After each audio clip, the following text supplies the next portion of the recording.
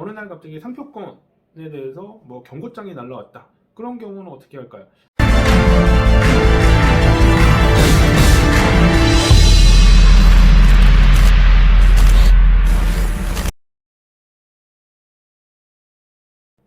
네, 안녕하세요. 윤별TV의 윤형근 변리사입니다. 자, 오늘 설명드리려고 하는 거는 이제 상표와 관련해서 선사용권에 대해서 설명드리려고 합니다. 상표와 관련해서 이게 이런 경우가 좀 있습니다. 내가 먼저 상표를 뭐 여러 제과점이든 여러 가지 상호를 가지고 뭐 회사를 운영하든 뭐 작은 가게를 운영을 하고 이미 사용을 하고 있는데 어느 날 갑자기 상표권에 대해서 뭐 경고장이 날라왔다. 그런 경우는 어떻게 할까요? 그러니까 상표 등록을 받지 않아서 상표권을 가지고 있지 않은 경우, 자 이런 경우 그냥 무조건 상표권자의 뭐 침해 경고에 대해서 그냥 어쩔 수 없이 끌려가야 되느냐? 그렇지는 않습니다. 우리가 상표법에서 먼저 사용한 사람, 그래서 나름의 사용을 먼저 한 사람에 대해서 보호해주는 제도가 있습니다. 그게 바로 선사용권입니다. 근데 이제 이거를 좀 자세히 좀 알고 계셔야 되는 게, 이게 만약에 혹시라도 선사용권이 라는 게 있으면 그냥 무조건 침해가 아니다 이렇게 하는데, 상표권이 어떤 조건이냐에 따라서 선사용권이 인정되는 경우가 있고 아닌 경우가 좀 있습니다. 그래서 선사용권은 크게 두 가지가 있는데요.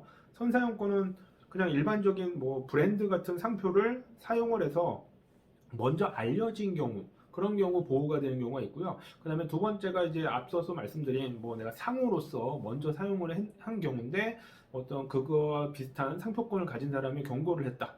자, 그런 경우 선사용권이 인정되는 그런 경우가 있습니다. 그래서 크게 두 가지가 있게 되는데, 자, 첫 번째 그냥 브랜드로서 먼저 사용을 한 거에 대해서 보호하는 선사용권은 좀 전제 조건이 하나가 뭐냐면, 이 상표권이 2007년도 이후에 신청이 돼서 특허청에 등록된 경우에만 적용이 됩니다.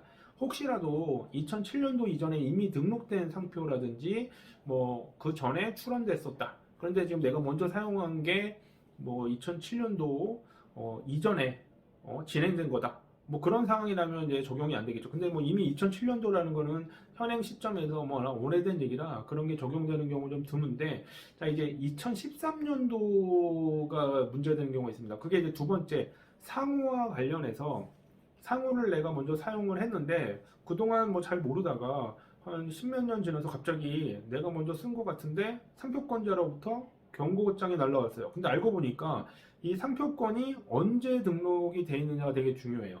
만약에 2013년도 이전에 이미 등록되어 있는 상표다. 그러면 상호나 이런 거에 관련해서 내가 뭐 2010년도부터 먼저 사용을 했다. 그렇다 하더라도 브랜드로서가 아닌 상호로서 사용한 거에 대해서 이런 것들을 인정해 주진 않습니다. 왜냐하면 2013년도부터 그런 게 인정이 됐거든요. 선사용권에 관련된 게 상호와 관련된 거라면. 그렇기 때문에 이게 언제 상표권이 등록이 됐는지 그런 것들을 확인할 필요가 있습니다. 그래서 선사용권은 원래 일반적으로 어떤 상표권이 등록되기 전부터 내가 사용을 했다. 그런 경우에 나의 사용에 대해서 인정해주는 제도지만, 선사용권은 무조건 적용되는 건 아니기 때문에 선사용권에 대해서 인정이 어떻게 될지 그런 것들을 정확히 알고 계시다면 연락을 꼭 주시기 바랍니다. 그런 것들은 간단하게 검토해 드릴 수 있고요. 그리고 실제로 침해 문제까지 발생했을 때 이런 선사용권을 정확하게 대응을 할 줄 있어야지 침해되지 않고요. 원래 항상 이전에 말씀드리려고 하는 게 항상 뭐냐면, 이런 선사용권을 걱정하기 전에 항상 여러분들이 하시려는 분야의 뭐 상호든 브랜드든 꼭 특허청에 상표 등록을 받으시기 바랍니다.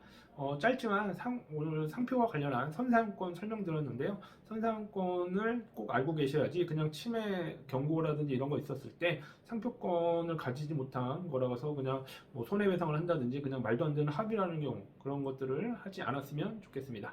자, 고맙습니다.